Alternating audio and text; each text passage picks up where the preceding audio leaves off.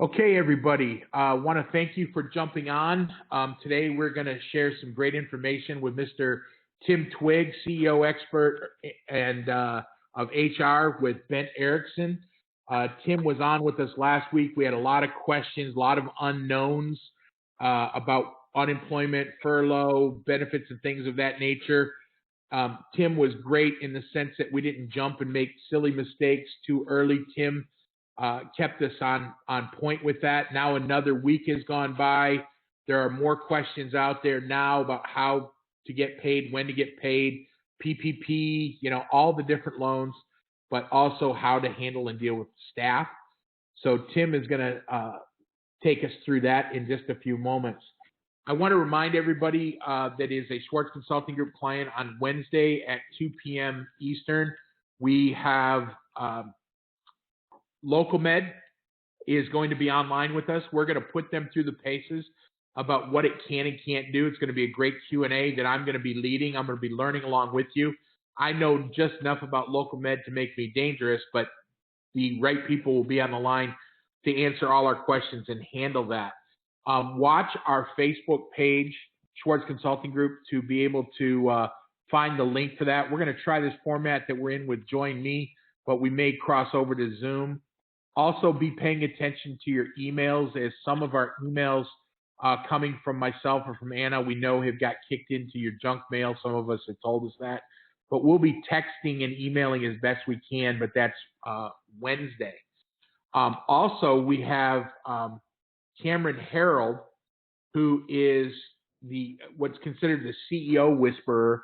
I tried to reach out to Simon Sinek just out of a swing and a miss to see if he would come on and address the dental industry. And in doing so, I kind of got the next best thing, and I got Cameron, who was responsible for taking 1-800-JUNK from a $2 million to a $106 million company. And I asked him to give me about a 10 to 15-minute interview of things that he thinks a CEO can be doing to help grow their business. So if everything lines up, we're going to have him online as well. We're going to try to do weekly webinars. Myself, Bob Spiel, Tim, other experts we're going to be inviting on just to answer questions and try to get things taken care of for you in a timely manner, but yet not overwhelming you. But we'll be communicating through the emails that we've gotten. If you want to get as a staff member directly on our email list, just shoot me an email. Kelly@kellyschwartz.com will add you to our staff email list, and we'll get that out as well to you directly. The Local Med thing is going to be really great. If you signed up for Local Med directly through DI and you're a Schwartz Consulting Group client, the way I understand it is it's free until June, but afterwards there's a chance you may be under a contract. I can't verify that, but I did talk with my partners at DI, and as a Schwartz Consulting Group client, if you already have DI, we can utilize Local Med, get trained up good and solid. I am sure you're going to want to keep it on, but I think then, and I'll know better on Wednesday, I think then, if you're a Schwartz Consulting Group client and utilizing DI, you can turn it off if it's not helpful, but I know it's going to be. If you have been, or we have been talking, myself and you, Schwartz Consulting Group and you, and you're not a DI client, I can offer you one product or the other up until June. My recommendation would be Dental Intel, but I can offer you one of those two products at no charge till June, just as my way of trying to help you get through a difficult time. If you're already a DI client, the product would be Local Med. If you're already a Local Med client, the product would be DI. So want to try to help you as best we can. So Wednesday, 2 o'clock Eastern, we'll be logging in to get this information. We'll be recording this and putting it out to play on our YouTube channel later, which you can link directly through our page. Tim, can you help me out? Are you seeing right now our website on your screen? Yeah, I am, although the little participant bubbles are overlaid on it. Okay. So one of the things right here in the middle, interesting on the Schwartz Consulting Group page, we have the COVID-19 stats, which is very interactive to see what's going on worldwide. Not that it's a great information in terms of inspiring, but it does really tell you what's going on. You can click right down to state level, see cases and outlines and by counties and so forth. So we found it to be a good tool for people who are wanting to see what's going on. The YouTube channel, if you click right here on this top corner, then our videos will play from left to right will be the most current. These are testimonies and so forth, but we also have the action steps going on for you to try to help you out. So without a whole lot more information, want to introduce Mr. Tim Twigg. As I said, he's the CEO of Ben Ericksen. Tim and I have known each other for a good 15, 20 years. He's been just a great resource for anything human resources related. We're going to be working more with Tim in the year to come, helping you develop better policy and procedure manuals. Anna and I are going to both be going through certification training for P&P through Tim and his company. So, Mr. Twigg, I am going to pass it over to you. And here you go. The screen is yours.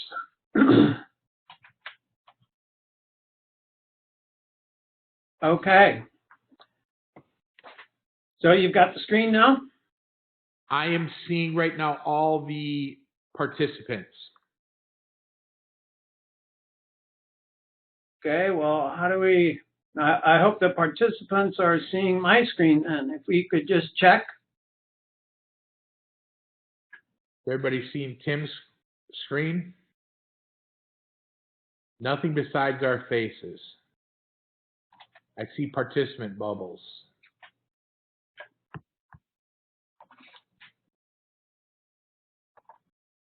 There we go. Something changed.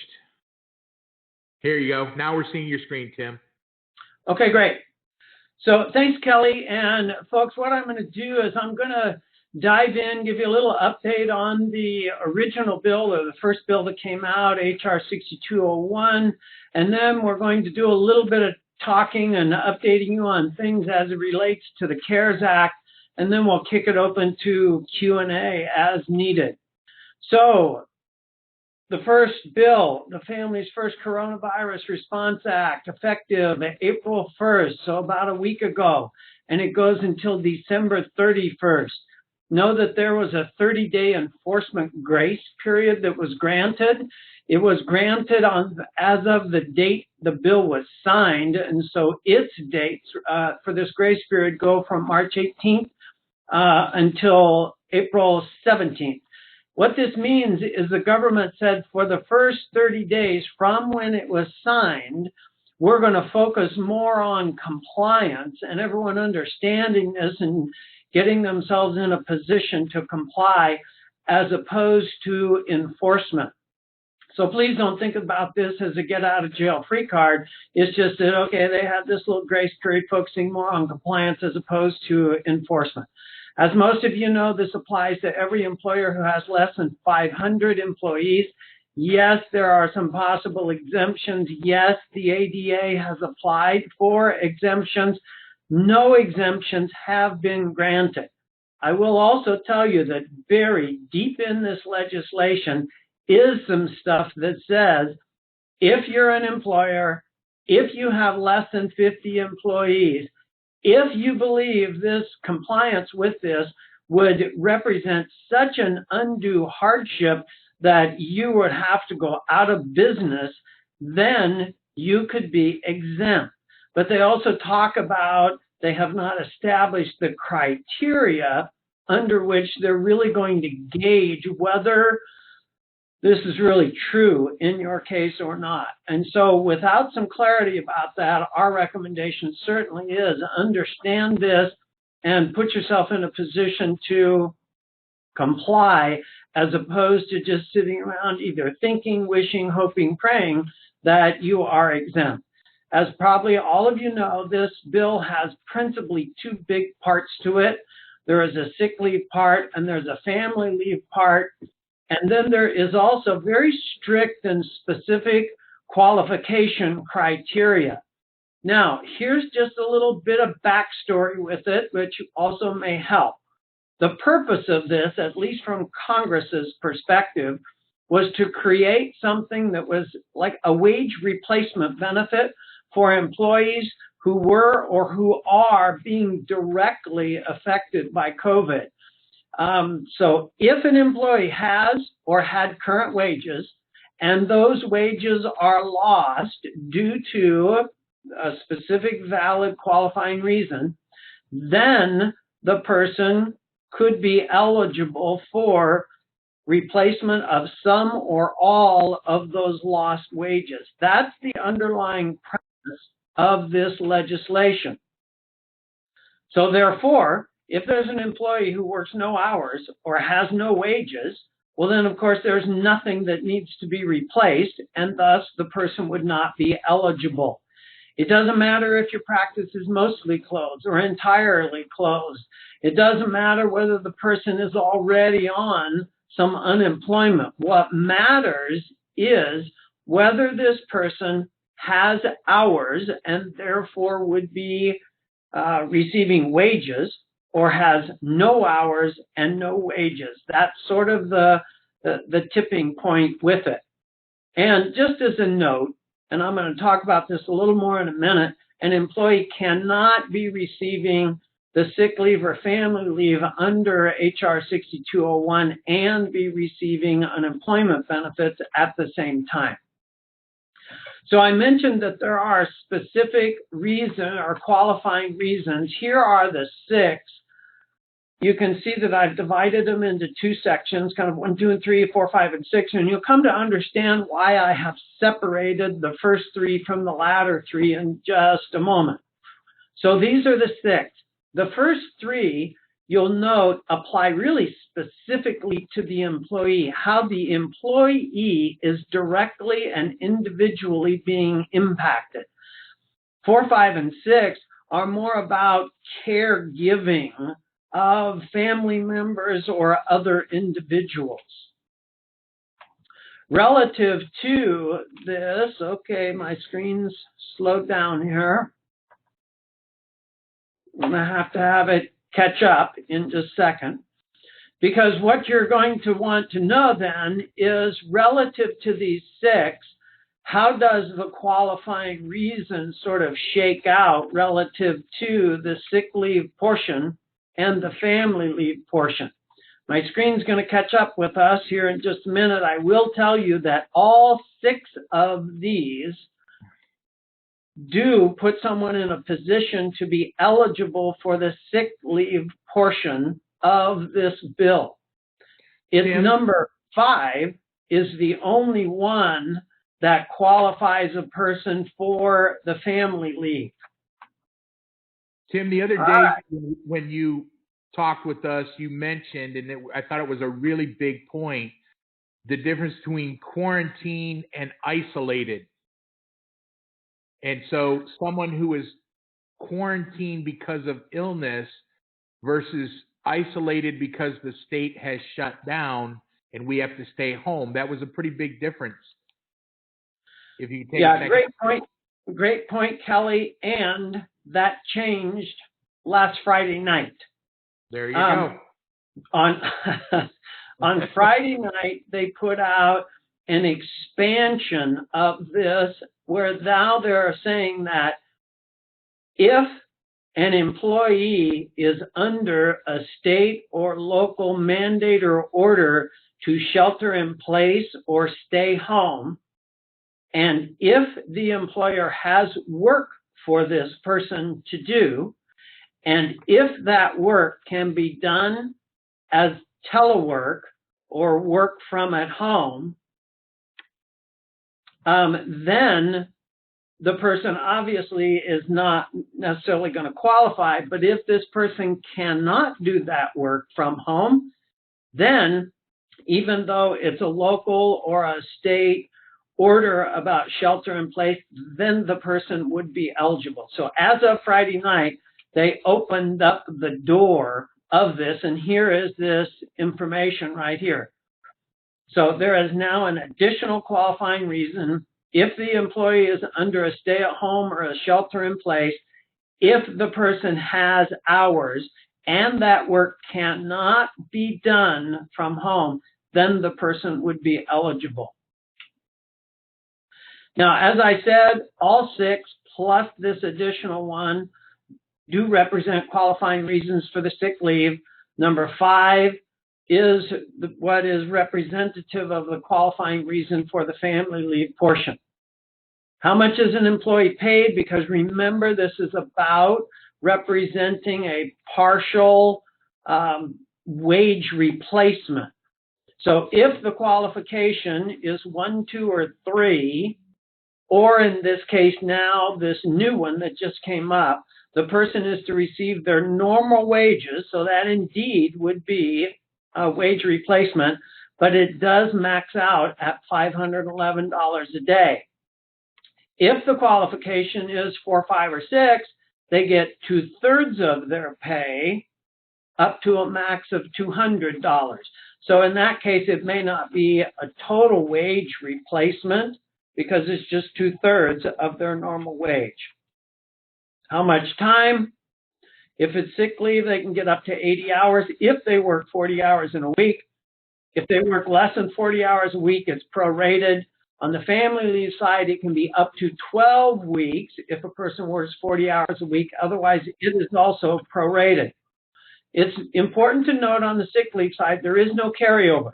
So this is not one of these things that if someone doesn't use it, they somehow get 80 hours. Or if they only use 10, they get paid 70 for unused sick leave. No carryover with this.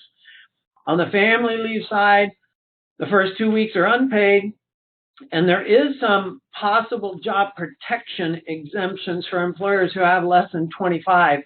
And what that means is typically in family leave, if someone goes out on family leave, their job is protected for them to come back to. In this, there are some exceptions to it for employers with less than 25, and these exceptions deal with, is there really this position? To what degree would bringing this person back represent a hardship? Some footnotes. You can't force someone to use other benefits first, which means if they've got some accrued and unused PTO time or vacation time or even some sick leave, if you offer that as a benefit, you cannot force them to use those other benefits first. There's no double dipping. So an employee cannot be using potentially benefits you have offered to them and at the same time get the sick leave and the family leave from this legislation. There is also no double dipping on unemployment. They cannot get unemployment and also be getting compensation via the sick leave and family leave. They can certainly use these two concurrently because if you think back to it just a minute ago, the first 2 weeks of family leave are unpaid. The theory is that it might be the sick leave portion, which is 80 hours or 2 weeks. So it would be the sick leave portion under which the person is receiving some wage replacement for the first 2 weeks. And then when it sort of runs out, then the family leave part kicks in after its 2 weeks of unpaid and then goes from there. If you offer medical insurance, just know that if a person goes out on one of these leaves, you've got to continue that. You can't force them to find a replacement, nor can you take adverse action against an employee if they truly qualify for this. There's a posting requirement that you are supposed to have posted in your workplace. We've got a link on our website. I'll show you the link at the end of this if you haven't already gotten that. And I just want to again reiterate, qualification is only with criteria 1 through 6 and this new one as of Friday night. So again, if there is a closure and if there is a lack of work, so therefore no hours at all, well then no, someone's not going to be qualifying. There are some tax credits and a reimbursement for any monies that you pay out under the sick leave and the family leave. The government is saying this is not going to come out of your pocket in the end. They are going to reimburse you. Yes, it's going to come out of your pocket initially, but then you will get reimbursed, which then raises this whole thing about documentation. And I'll just share with you, for an employee, to qualify under this, they've got to give you a signed statement that includes their name, the dates for the leave, what the qualifying reason is for the leave, a statement that the employee cannot work or telework because of whatever this qualifying reason is, the name of the government entity that issued either the order or whatever the case may be, whether it applies to themselves or a result of caregiving, the name of the healthcare provider, the name of the child that's being cared for if that's the case, the name of the school that closed or the child care facility that closed. And they have to provide in this a representation that there is no other suitable person available in the case of the caregiving. This is a statement that not only the employee has to give you, but it's a statement you're going to need to be able to qualify for the tax credit and the reimbursement. So this is where the documentation element is really important. And it's also important to know that this goes until December 31st of this year. A lot of people just thought, oh, well, we'll just lay everyone off right now, and somehow this is just going to pass by. Well, you may pass by some of it, but you are going to reopen. And when you reopen, the odds are that COVID-19 is still going to be around, and some of those qualifying reasons may still come up between now and the end of the year.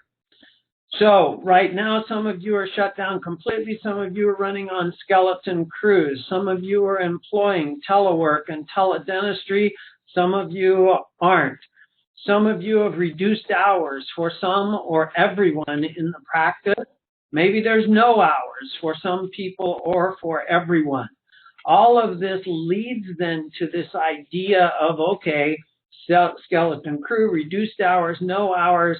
What do we do? And is it a furlough or a layoff or a termination? This seems to cause a lot of confusion for people, so let's do some quick clarification of it. I'm going to talk about this from the standpoint of two buckets. One bucket is a furlough, a temporary layoff, and a reduced hours, because the reality is, from an HR standpoint, there is little to no difference between those three. The other bucket is when it's a permanent layoff or a termination. So when it comes to furlough, temporary layoff, and reduced hours, the employment relationship does not end. They are effectively still employed. They just have either reduced hours or no hours. With the permanent layoff or the termination, yes, the employment relationship is ending. And in that case, of course, if they've got any unpaid wages, you've got to give them their final paycheck. Over on the furlough, temporary layoff, reduced hours side, if they have continuing hours, whether it's in the practice, coming in, reduced hours, or whether they're doing telework, you don't have to give them their final paycheck because they're still working for you. If they have no hours or the hours are unknown, then yes, you must give them their final paycheck. Similar sorts of things play out with accrued and unused sick leave if that's a benefit that you offer, or if that's something that's mandated in the state you're in. Permanent layoff termination, yes, you've got to pay it out if required. On the furlough side, it's discretionary if they have continuing hours, but again, no hours or unknown hours, you have to pay it off. And the exact same thing applies relative to accrued and unused PTO time and vacation time. Relative to paperwork, if it's a furlough, you can provide them with a letter. The letter just supports if indeed they're going to go apply for unemployment. It's a piece of documentation that they can show the caseworker at unemployment that indeed their hours have been reduced or they've been furloughed or temporarily laid off. If it's permanent layoff or termination, then absolutely, because the employment relationship is ending, you've got to do a letter, and depending upon your state, there's other documentation required, which is just all part of the ending of employment or terminating process. Paperwork upon return, nothing for the furloughed or the temporary laid off or reduced hours person because they've been an employee all along. Someone who's permanently laid off, they are, for all intents and purposes, they're a new hire. So new hire paperwork, etc. Reinstatement of benefits is not applicable in our first category. In our second category, it's discretionary on your part, or it can be mandated by certain states that say if you bring someone back within some prescribed period of time, you must reinstate them at their same benefit level and at their same wage level. Now dialing a little deeper into HR 6201 and the sick leave portion, is someone who is furloughed, temporarily laid off, or reduced hours eligible? No, if the business is closed. No, if they have no hours. Yes, if the business is open and the employee is working any number of hours. And over on the permanent layoff side, no, not if the layoff was after or before April 1st. Yes, if they are still employed anytime after April 1st or until whenever that layoff or termination date is. And the exact same thing applies to the family leave portion of this. Now, know that we've also had questions from people where they initially started off with a furlough or a temporary layoff, and because things have gone on now longer and it's starting to create, in a lot of cases, understandably so, a little financial strain on the practice, they go, well, I furloughed people, can we move to a permanent layoff? And the answer is yes, you can. Just as similarly, as things gear back up and you reopen, maybe there is someone who was a really great employee. Maybe they said they were going to relocate, or for whatever reason, it initially went down the path of permanent layoff or termination, and then you choose to bring them back, then you clearly have the latitude to do that. So there is no doubt going to be a little interplay between these as this whole thing starts to play out and you get in a position of reopening your practice. Speaking of reopening, two basic scenarios. One is a phased or incremental reopening. The other is it's not phased, you're just going to throw the switch. Obviously, this is going to depend upon the state you're in. Any mandates and orders, all the shelter in place, stay at home things, and what is being recommended through the ADA, and also the type and kind of practice that you have. Some of the consideration is you just remember that this has to be a coordinated effort between you, between those state and local mandates, between your team, between your suppliers. It's not going to do you a whole lot of good to open and not have enough masks or not have enough gloves. So it really has to be a coordinated effort as you begin planning for a strong reopening.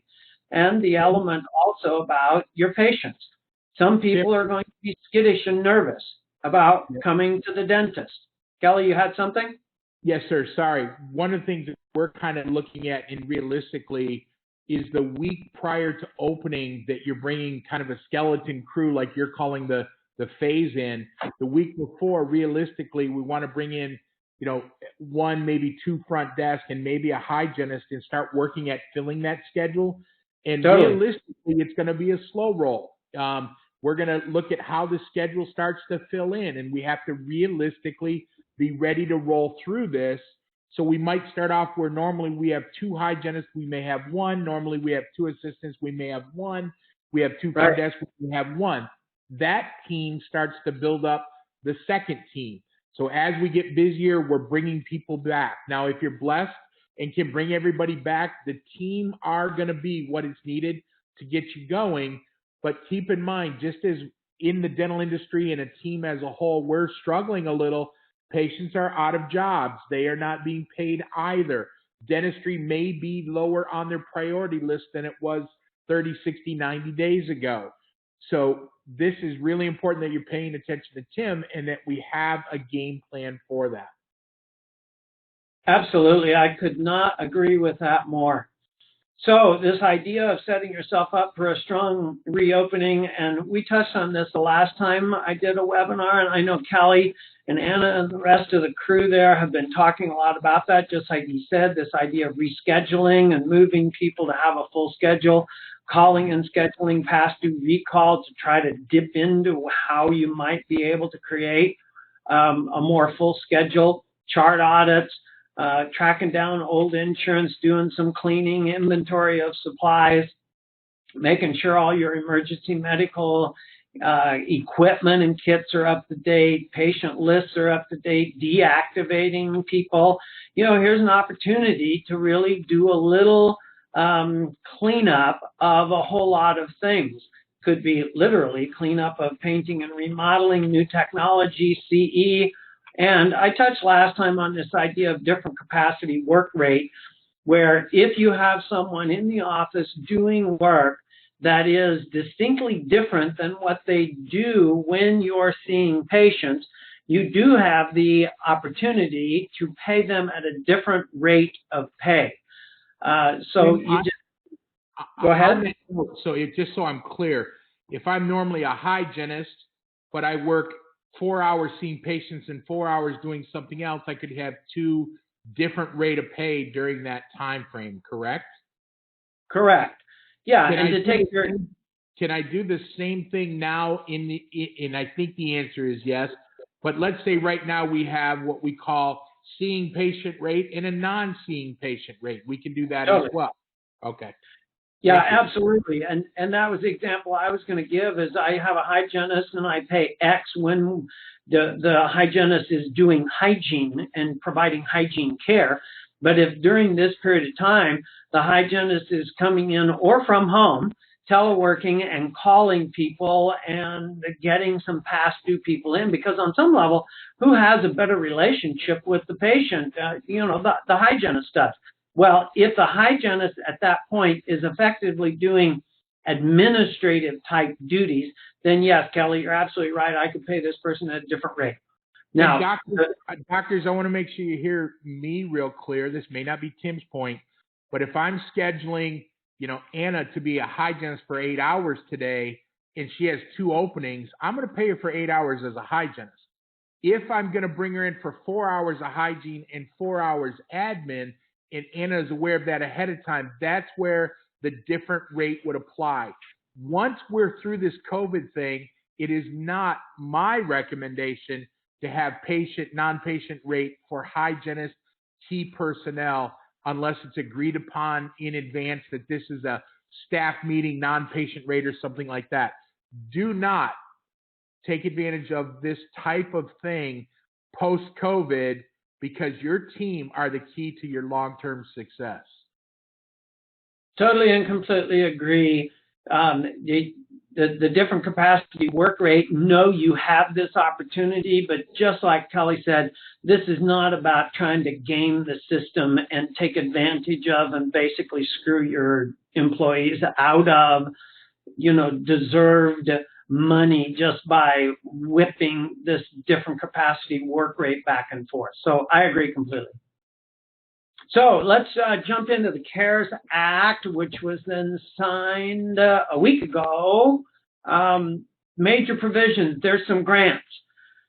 The grants are $10,000 a piece. They're first come, first serve. They allocated $10 billion for these grants. If you do the math and you divide $10,000 into $10 billion, that means there will be 1 million businesses that will be eligible to get one of these grants. And the applying for this and the whole grant process, this is done in conjunction with applying for an SBA loan. Speaking of SBA loans, there are basically 2 out there. The first one is commonly referred to as the EIDL, EIDL, Economic Injury Disaster Loan, and then the other is PPP, which is Paycheck Protection Program. These loans were made available, or the loan process window was February 15th until June 30th, although, as many of you know, It wasn't until just this last Friday and or over the weekend that people could actually apply. But the application time period window, at least at the present time, ends June 30th. These are SBA loans. Obviously, they'll be federally backed. And the thing that has people pretty excited about this is, at least for the PPP, all or part of it may be forgiven. Some of you may have seen initially in all of the legislation, a small business owner could apply for both an EIDL loan and a PPP loan. As of Friday night again, they came out with some qualification or distinction saying that no, small employers cannot apply for both of them. You can only apply for one. So there's already a whole bunch of stuff going around about wanting clarification on that part. And Tim, I heard as early as today, now they're going back to both again. So yeah, pay attention, everybody. This is a moving target.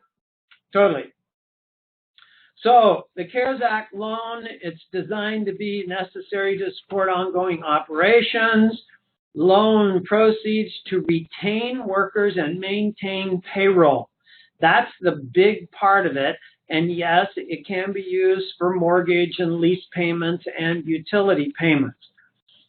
A PPP loan has a cap, and the cap, the max you can borrow, is 2.5 times what your average monthly payroll costs are. They're maxing that out. What's included in payroll costs? Here's a list of all of the things that are included. It's important to note there are things that are not included. And so for those of you who make over 100,000, any amount over 100,000 is not taken into account and not calculated. You'll note also in the second bullet that payroll taxes for the federal government are not excluded. They want their taxes. Once funded, the loan forgiveness part of the PPP is predicated on 3 major things. The first is it's only money that is used for payroll, rent, utilities, mortgage, interest, leases. If you spend it on anything else, that whatever you spent is not forgiven. It's only monies that are spent on these specific items. Number 2, from the day you get funded, you have 8 weeks.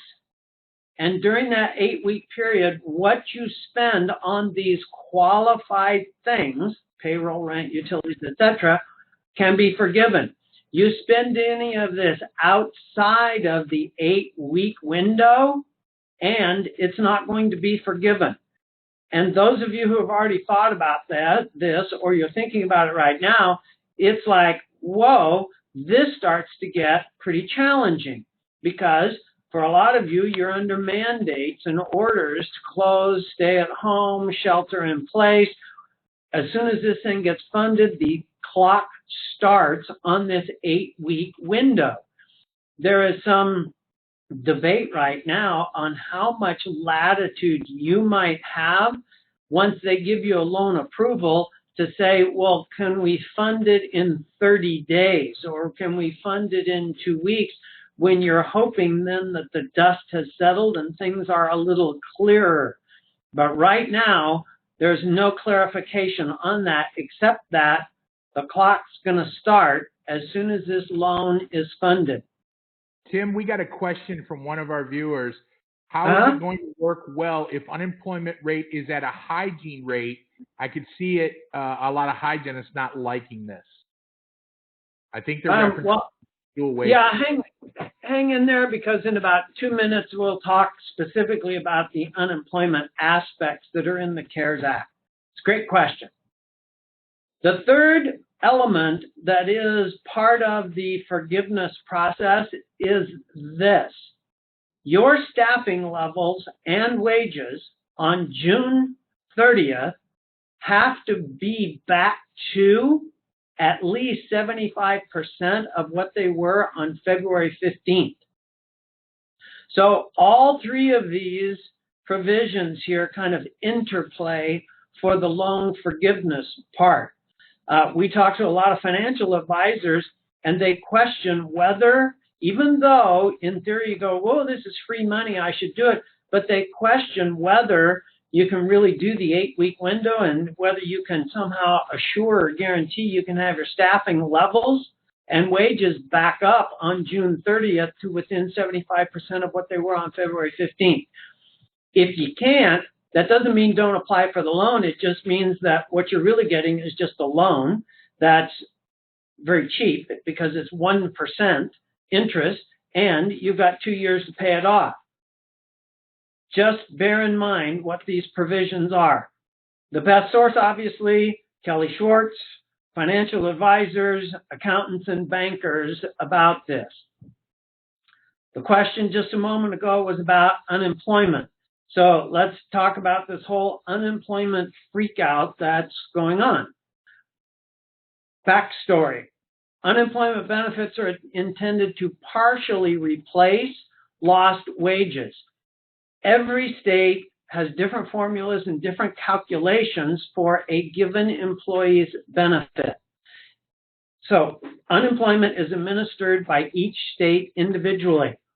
Some use prior earnings in their calculations. Some use a prior quarter. Some that have all kinds of formulas, but regardless of the formula that they use, the typical benefit works out to be about half of what a person was otherwise earning. And every state puts caps on it, where regardless of how much you earn, you can only top out at a certain benefit level. All states have a waiting period. It's typically 1 to 2 weeks. Those of you who have been reading and tracking this, you're seeing that states are waiving that waiting period. There's also a 1 to 3 week processing time. This is one that, as much as they would like to run through faster, they're being just a sheer volume of claims. The processing time is in this 1 to 3 week period of time. Normally, people get unemployment for about 26 weeks. The CARES Act has extended that for 13 weeks. This 13-week extension is not on the state's part.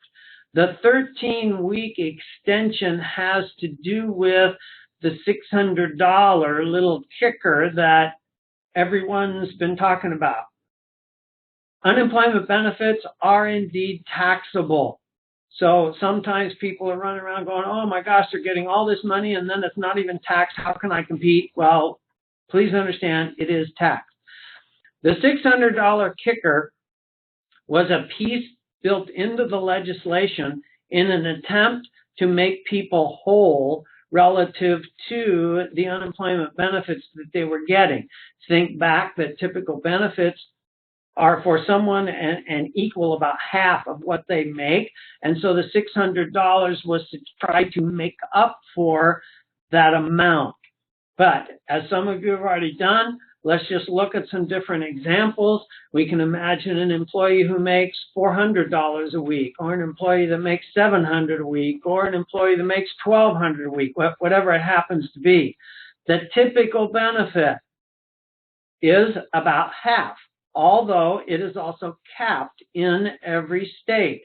A state like Florida has a cap that's under $300. So it doesn't matter if you make $700 or $800, $900 a week, you are only going to get this just under $300 max amount. Now, if you take this typical amount and you put the $600 onto it, then you can see in my very first example, someone who normally makes $400 a week gets their typical benefit of $200, gets this $600 kicker, and now they're realizing $800. And of course, the outcry is, oh my gosh, this is like incentivizing people to stay on unemployment because they're going to make more on unemployment than they would make working for me. In some cases, that's going to be true. What you also have to remember is these people have been laid off. These people have had bills stacking up. This is trying to allow them a little window to catch up, not necessarily get ahead, but just to catch up. In addition, state caps get stirred into this. And what's also true is if someone is offered work and they turn that work down, then they risk losing their unemployment benefits. Everyone who's on unemployment has to report in every single week to their unemployment agency to get their benefits for the next week. In that check-in, there is typically questions. Were you offered work? Did you work? If you worked, how many hours did you work? How much money were you paid? And all of this is factored into what the benefits will be for the next week. So we appreciate this can be challenging. You can see the differences here. And about the time of someone making around $50,000 a year is when this crosses over. So for office managers, for hygienists, they're not going to be making more money because, again, the caps come into play relative to what they were otherwise making. Documentation, again, because of loan forgiveness, you've got to get back and have documentation back to February 15th of this year to be used in the peg of how your wages and all and your staffing compare on June 30th to what it was on February 15th. So now what? Obviously, if you haven't already, you dive into the analyzing of the pros and cons of the loans and the grants, the hoops you have to jump over, the time it's going to take, some of the strings attached and the commitments and promises. And you have, first of all, have to decide, is this worth it? And if it's worth it, then just be real clear about how it all works. Remember state and local mandates. You might want to work. You might want to be open. You might want to see patients. But if you're sheltered in place or you have no supplies, then it's like, so what? So all of this has to be stirred into the mix. As Kelly said just a few minutes ago, all of this is then overlaid with analyzing staffing needs, whether it's an incremental start, team 1, team 2, etc. And then the rebuild strategies, of course, which Kelly is phenomenal with and the rest of the gang there. And then lastly is just this clarification of policies and benefits so that next time you're not feeling maybe quite so whipsawed back and forth with all that's going on because you've got clarification of here's what we do, here's the benefits, here is how this plays out, as opposed to feeling sort of at a loss. So I'm going to kick it back. Kelly, we can leave this screen up if you want, or we can kick this back. Obviously, people can email us. You can go to our website. We've got a specific link that'll get deeper into all of these things. And there is the poster link, so you can get the poster, print it out, and slap it on the wall of your practice, so at least you're in compliance with the posting of the poster part. Tim, I'm going to invite you to post that on our Schwartz Consulting Group Facebook wall as well, with any comments that you would like, so clients can go there and grab that also. So I appreciate it. For the doctors that are on here, we also have, with a little bit of help, a profit and loss worksheet that we can give you to help you plug in what it would look like if we're shut down for 1 month, 2 months, 3, how that's going to affect you both through the quarter and through the year, so we can help you with some projections. This is really just for the doctors. So in the chat area, if you guys have questions for Tim or myself, please jump in now. As I said, we are going to put on another training session on Wednesday, but kind of wrapping up, unless questions come in, my next door neighbor is an emergency room physician, and I asked her what front lines in the emergency room. What is she seeing? To no surprise, she said that they do have some ventilators and it's not quite as bad. Most people are recuperating. The good side, the emergency side of the children's ward is completely vacant. She attributes that to the fact that kids aren't in school doing heavy duty activities. Traffic accidents and emergencies are higher than you would expect, which surprised me. Domestic violence emergency room visits is at an all-time high. So I think people being sheltered in together are making them a little crazy, if you will. But I asked her, what is it that people can do right now that could best help? And her answer was really kind of pertinent. She said the fact that people are staying home, staying sheltered, and paying attention is really one of the biggest things that people can do. It's working. So just stay away from one another. Listen to the social distancing. Don't go out to the stores and do things that unless you absolutely have to. Masking gloves are helpful. If you can donate to the hospitals, they do and are appreciating it. She said a lot of people are bringing by food and dropping it off and keeping their distance, but it has been helpful. And then giving blood. Blood is at a real shortage right now for whatever reason. She said if I could get the message out that giving blood is safe, the people taking the blood and doing that are taking extra precautions. If you were exposed or ill earlier part of this year, you may have had COVID and don't know it, but you can find out. Donating plasma is extremely important. So those are a couple tips from our emergency room neighbor who we absolutely love and adore and is on the front lines taking care of people. So, Tim, I just want to thank you. I know you are one of the most sought after speakers and experts in this area. I really appreciate you donating your time and energy to talk to our clients. We had a really decent turnout today. We're going to put this up on our YouTube channel again for others to watch later if they didn't get their questions answered. Wednesday, 2 o'clock Eastern, we're going to be going through the paces of local med and online scheduling. This is going to be really a critical tool, in our opinion, in getting your patients scheduled quickly and easily. It can be done from home before you even open up. It's a great way to be communicating with patients to make appointments once we have an idea or even a basic idea of when we're going to be open, and we'll be able to learn and show you that together.